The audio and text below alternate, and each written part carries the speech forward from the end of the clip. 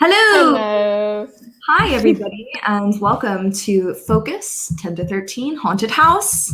Would you like to introduce yourself, Sahar? Hi, guys. My name is Sahar. I was born in San Francisco. Originally, I'm from Iran.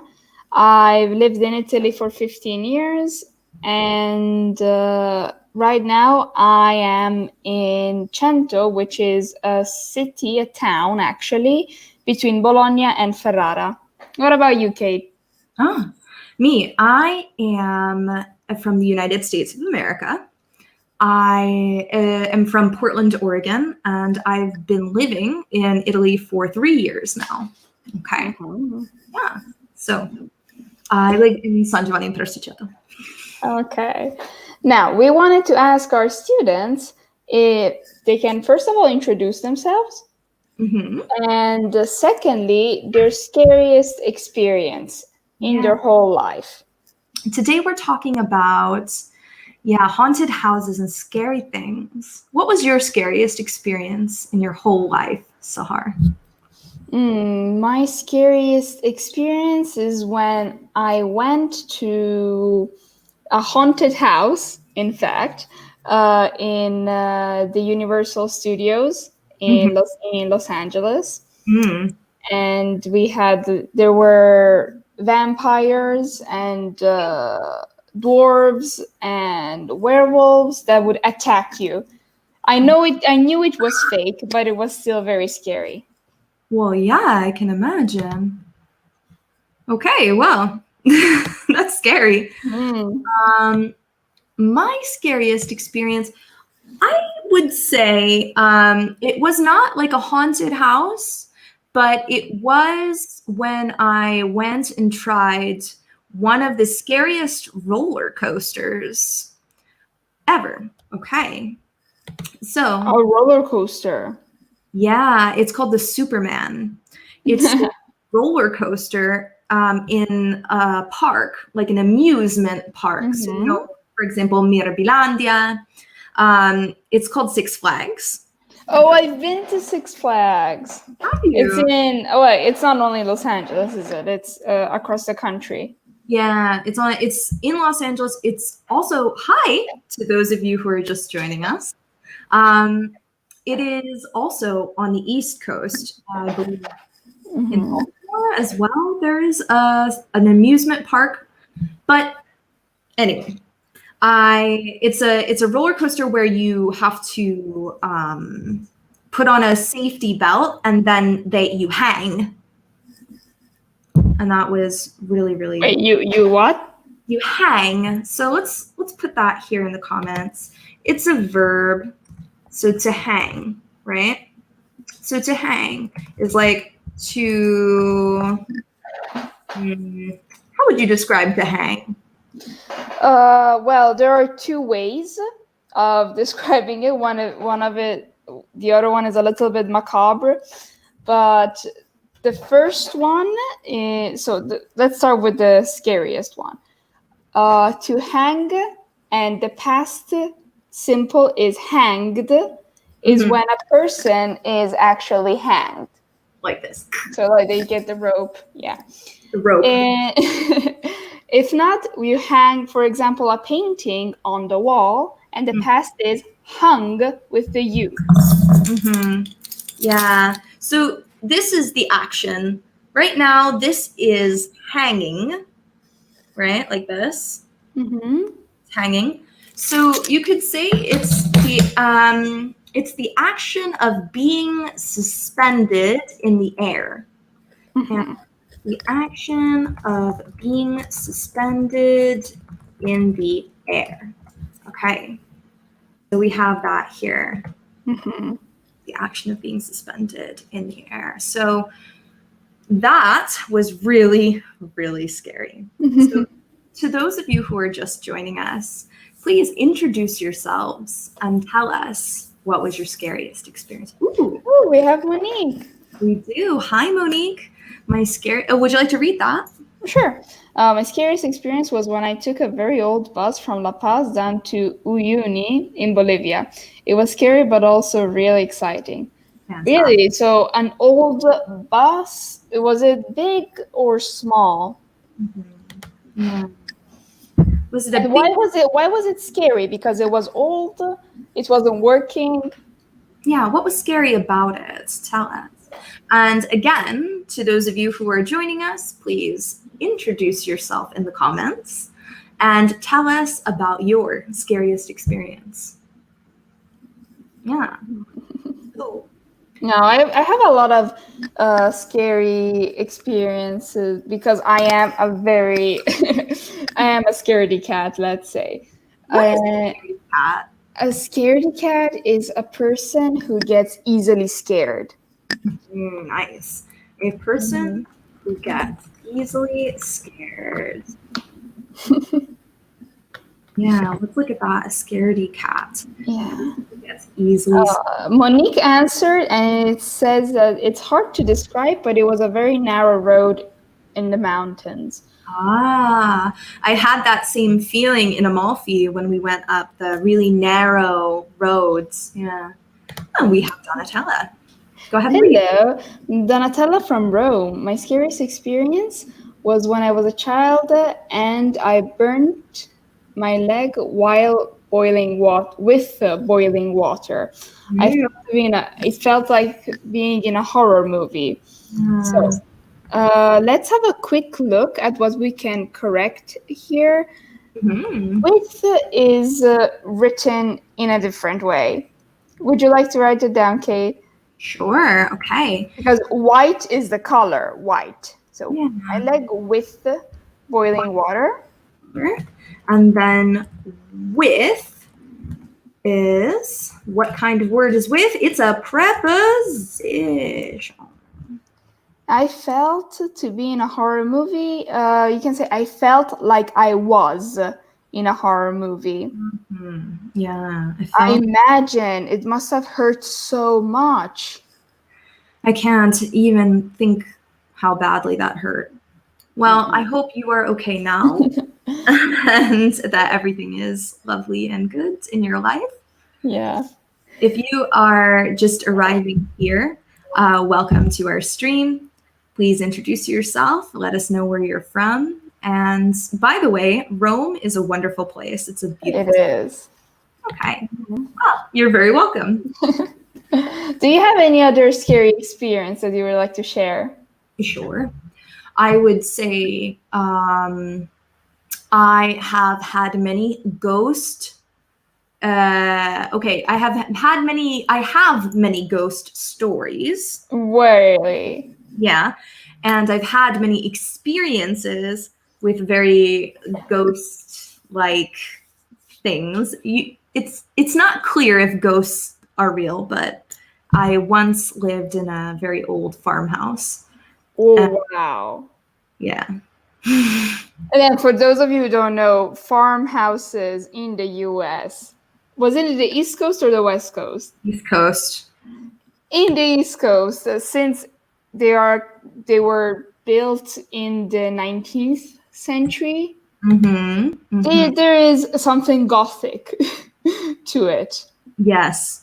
It's a bit macabre. That's a good word, by the way, macabre. You were using that earlier. Earlier. Since we were talking about haunted houses. So this word, it looks like this, okay? And it's an adjective, macabre, okay? Can you give me some examples? Well, the houses, the old farmhouses. Sorry? Yeah, but what are some other things we can say are macabre?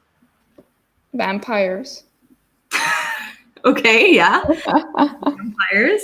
Hello and welcome to whoever is joining us right now. Go ahead and introduce yourself and tell us what was your scariest experience. When you talk about macabre, you usually think about the Grim Reaper. The Grim Reaper is the figure of death that is shown through art, paintings, pictures. Yeah. Exactly. Examples, we have the Grim Reaper, the figure of death, horror movies, What else? What else can be scary and macabre? Let's think. Well, scary stories. Yeah, scary stories. I haven't really either listened to or watched any horror movies recently because I get very scared and then I can't sleep at night. I understand. It becomes macabre, as you said. Yeah. All right. All right. Let's have a look at what we have today in this Yeah. focus activity. In this focus activity. So let's go ahead. So we have, can you read that for me? Sure. A haunted house. In this focus activity, noises, modal perfect, writing a poem. Okay. Very good, Donatella. Also zombies. Yes. Also zombies, yes. Definitely. A zombie is a scary, scary thing. Okay. So let's look. Go ahead and read. What might you find in a haunted house? What adjectives come to mind when you hear the word haunted? Have you ever been in a haunted house? Do you believe in ghosts? Why or why not? Okay. All right. So let's go with number one. What might you find in a haunted house? So what are some things we can find? And I think over here, yeah, like zombies. Again, Donatella, really nice. For me, a haunted house, the first element of a haunted house is the basement. Okay. It's the first characteristic of every horror movie that I've ever seen. And in the basement is where the macabre is happening. Yeah, where all of the things that are scary and macabre are happening in that basement. Nice. Okay. What else do you think, Kate? I think you could find a very I like this. The Addams Family, maybe in a haunted house. Well done. Exactly. Maybe it's their house. House, yeah. They live there. Yeah. What else? Well, You were saying? So we could also have maybe really a mysterious locked door. Oh, usually the basement. Well, but also maybe upstairs. Upstairs, yes. Maybe upstairs. There's okay, does anybody know the word for the room we use to store things at the top of a house? It's this tiny room at the very top of a house. Not all houses have this, but it's this. It has a door in the ceiling sometimes. It's a very American thing to have because you don't really have it here in the houses. No. In Italy. In Italy, we don't have this, but it's called an attic. An attic, okay. Attic, yeah. Noun there, an attic. Yes, my aunt, she lives in Maryland, and she had an attic in her house. So I remember looking at her trying to open the door, and like she literally, when you open the door, you're going upwards. So it's not like a normal room. You enter and you have everything there. You have to walk on the stairs to get there. For me, it's just like a very scary experience. Yeah. Good. So let's also think about some like scary creatures. So earlier, Donatella said zombies. Right? We have zombies. What other scary creatures can we find in a haunted house? Mouse. One mouse. A mouse. Mice. One mouse, two mice. Exactly. Plural, irregular plural. One mouse, 2 mice. A skeleton. Ooh, a skeleton. Yeah, a skeleton. We can find a skeleton, a zombie. What else? A witch, maybe. A very, very old diary written in Latin. Yes. Ooh, good, Donatella. Go ahead and read. Black cats' tombs and the private cemetery. Nice. Yeah, the private cemetery. No, if a house has a private cemetery, then just don't buy it.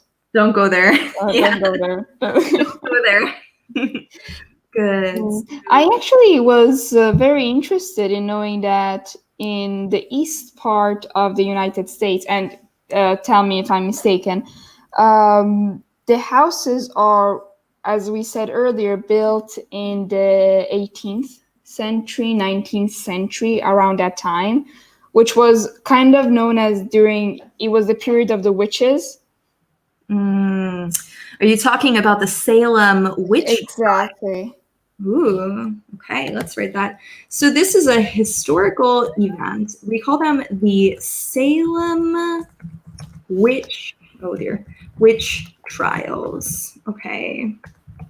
And this was a period of time in Salem, Massachusetts, where Kate does not. Okay, Massachusetts, excuse me. Oh, this was even earlier, at the end of the 17th century. Mm-hmm. Oh, a period of time in Salem, Massachusetts, USA, where women were burned at the stake. Now, what does it mean to be burned at the stake? Another macabre thing. Yeah, today we're only doing really sad stories.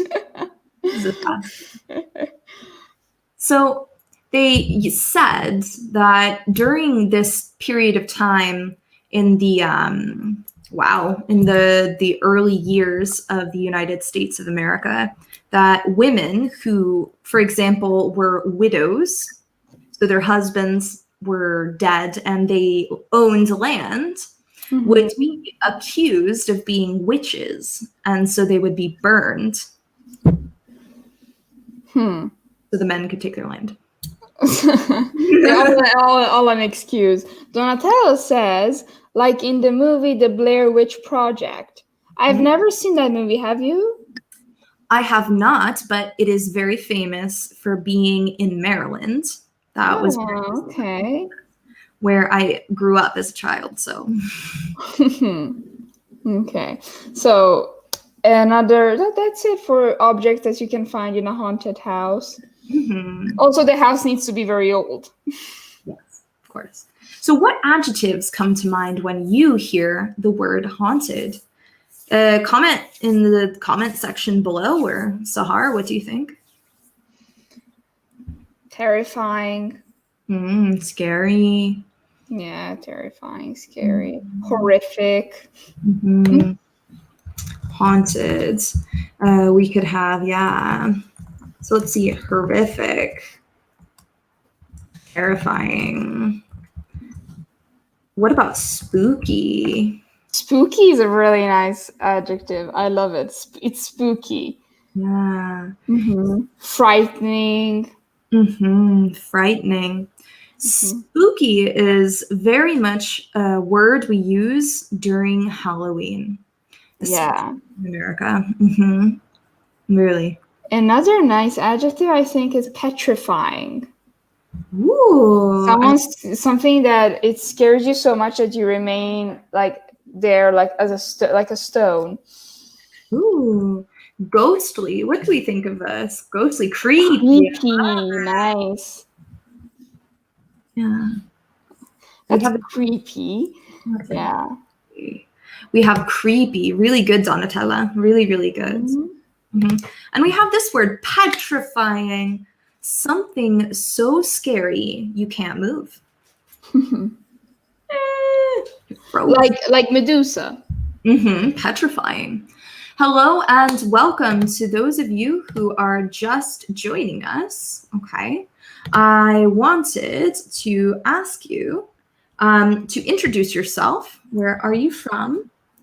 And then I wanted to ask, what is your scariest experience? Yes, let's share all the scary experiences. So then I can't sleep tonight. Definitely. Okay. So, Kate, but have you ever been in a haunted house? Have I? No. Have you? Yeah, actually the one that I was telling you about in the Universal Studios. It's a fake haunted house, but it was still haunted Okay. by actors and actresses in the universe. Yeah. Oh my god, I started thinking about it again. So Sahar is traumatized. I'm very traumatized. Okay. Yeah. For those of you just joining us, introduce yourself and tell us what's your scariest experience. Okay. So do you believe in ghosts, Sahar? Be That's honest. actually a difficult question to answer for me because I'm usually, if I'm scared of anything, it's because of ghosts after I watch a horror movie or the demon under my bed. The demon. The demon. The monster under the bed. That's a classic. Do we have that in Italy? Is there something similar? Let us know if you. No, I think it's in the closet in the Italian. It's In the Italian language, maybe. good. Okay. But when it comes to the daylight, like now, I think ghosts is like they don't impossible for them to exist. So it really depends on the time of the day. So you believe in ghosts at night? At night. In the day, no. During the day, no. No, it's like I don't know. It's such the darkness has this effect on me that even in the middle of the night that I need to drink water and I forgot to put water on my bedside table. I don't go to the kitchen and drink it because I'm so scared I might see something. You're worried about ghosts. Yeah. But what about you? Oh, ghosts are definitely real, I think. Ooh. Let's see this. Read that for me. Yes, we have the black man is similar to the monster under the bed. It's a typo, but okay. The black man that doesn't have a nice ring to it. It sounds very horrifying. Yeah, I think we would call him the man in black. So in English, when we talk about a black man or a white man, that often refers to skin tone or skin color, sometimes ethnicity. So we would instead say the man in black, okay, or the dark man. To kind of I interpreted it completely differently. I feel like the black man as in a shadow man. That was like without face, without anything. I was thinking about Slender Man. Yeah, I was. Yeah. Me saying black man. Oh, wow, that's horrifying. Like, no, wait. Don't worry. I know what you meant. Like a man of shadow. Yeah, shadow man. To those of you arriving, introduce yourselves and let us know what is your scariest experience. And why do you believe in ghosts? Why do I believe in ghosts? Well, I think that, I mean, we live in a society. No, I was going to say, because I think that I'm not sure why, I just do. Let's put it that way. It's just a feeling. Okay. Oh, don't worry, Donatella. Don't worry at all. We all make mistakes, even us. Actually, thank you for interacting with us. Yeah, we're happy. Okay. So Do you believe in ghosts, Donatella? Tell us. And to those of you who are here, do you believe in ghosts? Yeah, let us know. Oh, one thing that they always told me was that if you know that they don't exist in the daylight, they probably don't exist at night. But it's still very difficult to like think of this concept when it's actually night. Yeah, it's comforting. It's like it when you think about something like that, usually it helps, but I think the darkness makes it more difficult to yeah. So do you believe in ghosts, Donatella? Another thing is that, like, as I said at the beginning, I'm originally from Iran, and in Iran we have. I say that a lot of times, don't I? In Iran we have this stories that we tell, not to children, but in general, it's like the scary stories you would tell to anyone about this demon who it's a human being but with the face of a goat and the legs of a goat. It's yeah. Oh dear. Okay. Yeah. Ella says, when I was a child, I used to believe in ghosts and monsters, especially before going to sleep. So, in the night? Be careful with the prepositions. It's always the prepositions. So in the we use for in the morning, in the afternoon, in the evening. But for night, it's different. And we say at night. Evening, afternoon. Yeah, and then we have at night. Okay. So yeah, just keep that in mind. We have a very special preposition just for the nights, but really, really good. I understand. I think it's easier to use your imagination as a child. No problem. Thank you. All right. So let's keep on going. So we're going to take a look at the next here. Noises. Oh, God. Can you read that for me? I'm sorry. I was like thinking again of scary stories that I have to tell. I will definitely tell you everything in this lesson of what experiences I've had. So noises. What might howl? What is a howl? Do you want to give us a demonstration of a howl? Noise. It's a noise, okay. You want to make a noise? It's a noise that a certain beautiful animal makes. It's very, very. The picture that it's famous is during the full moon. During the full moon. Yeah. What kind of animal howls? Yeah. Howls at the moon. Oh. Yeah. So the noise that If you thought, yeah, sorry, like if you thought wolf, you are correct. Good. Yes, the correct answer is a wolf. A wolf howls. Yeah. Very good, Donatella. B. B. Good job. All right. Next.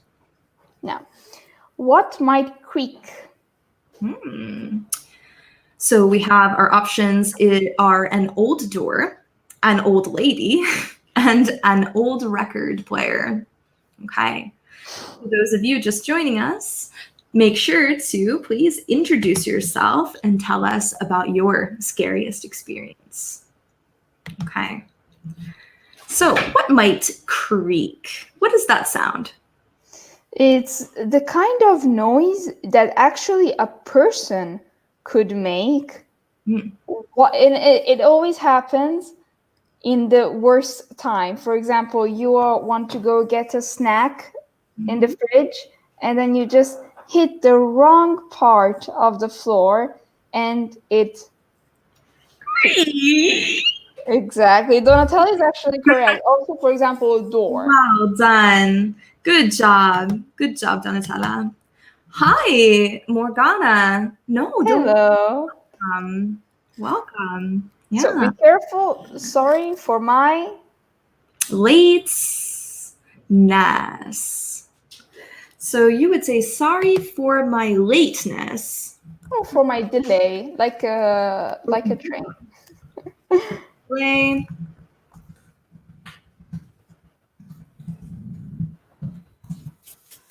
Welcome. Yeah, no worries. You can join at any time. Okay. So, And the last one is what might pop? our options are a cat, a beer bottle, or a balloon. So, what do you think might pop? This actually helps a lot of the noise, the nouns that we use for noise has a similar sound. Do you know what they're called? No, what are they called? They're called onomatopoeia. Onomatopoeia. And the kinds of words we use specifically to describe sounds in our environment, we call those onomatopoeia. Okay. Mhm. For example, ooh, or meow, or bang. Those are Exactly. onomatopoeia. Even though Morgana says like a champagne bottle, and if you think about it, a champagne bottle does make the sound pop when it actually opens. The correct answer is actually a balloon. A champagne bottle does pop though.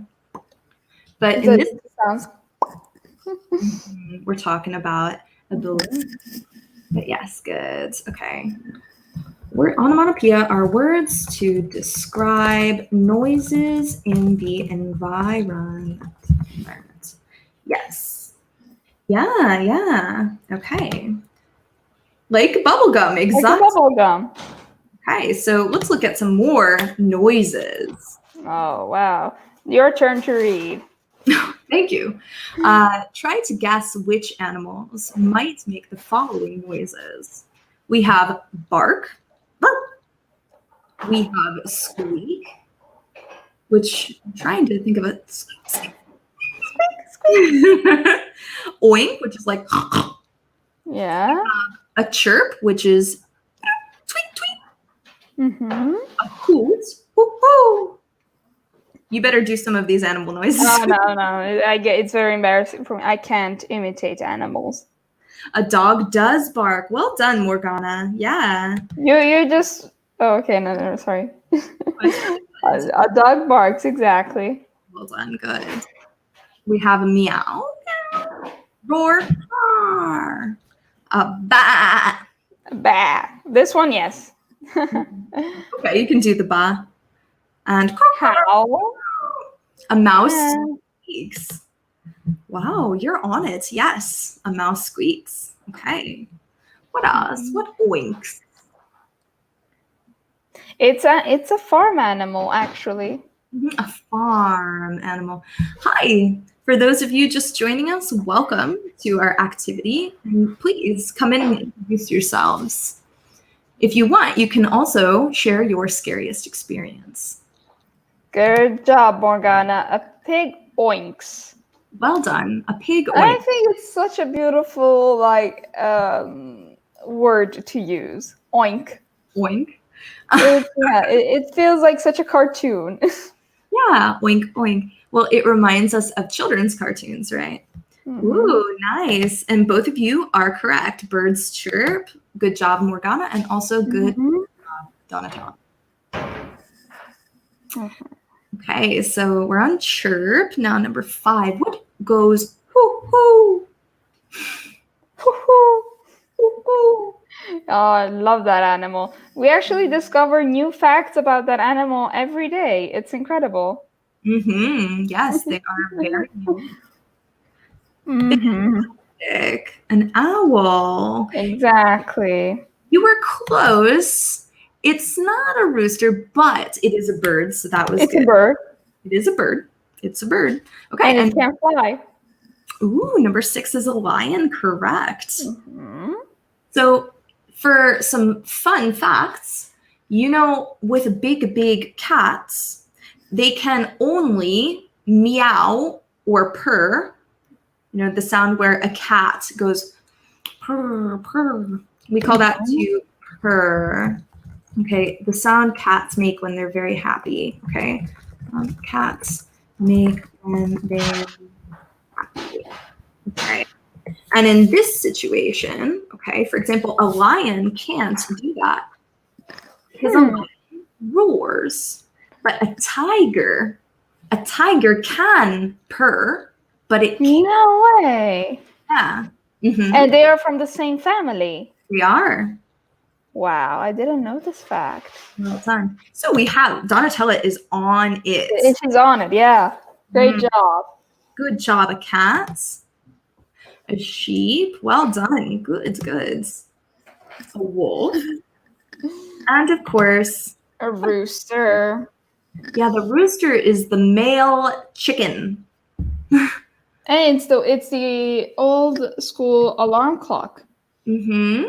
Yeah. Even though I never understood how it works as an alarm clock.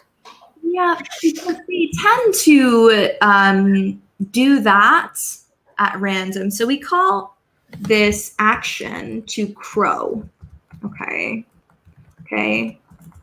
When a rooster cries. Okay. We say a rooster crows when they go. Okay. So, in that situation, okay, they do it randomly. They do it at 3 p.m. They do it at 5 p.m. at 5 a.m. It's not really reliable. They don't even care what time it is. Okay. Oh, but I have a question I wanted to ask to our students who are watching. Mm-hmm. Do you know what sound a hyena makes? Okay. Do you know what a hyena is? What is a hyena? So has anyone here seen the movie The Lion King? The Lion King. It's impossible. Everyone's watched The Lion King. Everybody has watched The Lion King. It's the cartoon everybody, like Shrek. You think a hyena chuckles? I wish it chuckled. It's funny. Yeah. Well, it's close though. It's very close. It's very close. What is a hyena? Very good. It's scary because shall I say it? Mm-hmm. They laugh. Mm-hmm. They laugh like a human being. Yeah. I don't know if anyone here has ever had a close interaction with a hyena. No. But their laughter is the scariest thing because it's so close to a crazy human being. Yeah, the laughter of a hyena is scary. Also, the sound of a sheep is very scary.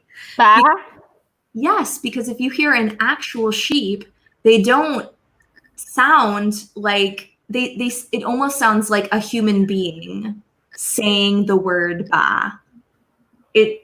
Their throats are so similar to ours. Yeah. They sound like us. It sounds like a person saying ba. But in this case, they sound like a person imitating a sheep. Just like an Italian, Donatella. Yeah, but Donatella, I'm asking you this because I knew that hyenas laugh. I just didn't know how similar it is. Because I was, for my vacation, I went for 1 week on the mountains in Iran, in the middle of the mountains. So there was no one except for that house in which I was in. And then it was a very big house. Mm-hmm.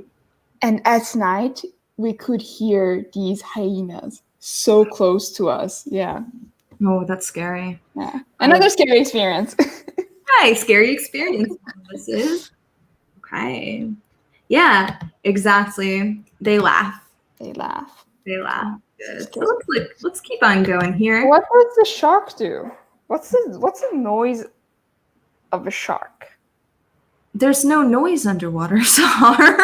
No, there are the whales. Those kind of whales that like go with I don't know what it's called. Echolocation. The Echolocation. echolocation whales. That's what they use. Or is that a dolphin? I think also a whale. Both whales and dolphins use echolocation. Yeah, they put sound into the environment, right, to see what is around them and to communicate with one another from over long distances. Okay, so yeah, read that for me. Read that for me. Wait. Donatella says, yeah, let me see. Yeah, I know my experience is very scary. Like, for 1 week, can you imagine? God. Okay. So, model perfect. You're alone in the house at night and you hear a loud bang. Bang. You know what a bang is? Yeah. So if I shoot a gun, for example, the sound, bang. Yeah. Or if I smack a plate down, maybe. Or if you even shut the door very, very heavily. Bang. Or like the song, Bang Bang, You Shut Me Down. Bang Bang, You Shut Me Kill Down. Bill. Bang Bang. Okay, anyway. It is a time to watch Kill Bill. Yeah, anyway, I was really thinking that. Okay. It must have been. It couldn't have been. It could have been. I should have. I wouldn't have. I might have. Now, let's read also the red column. Checked all the doors and windows.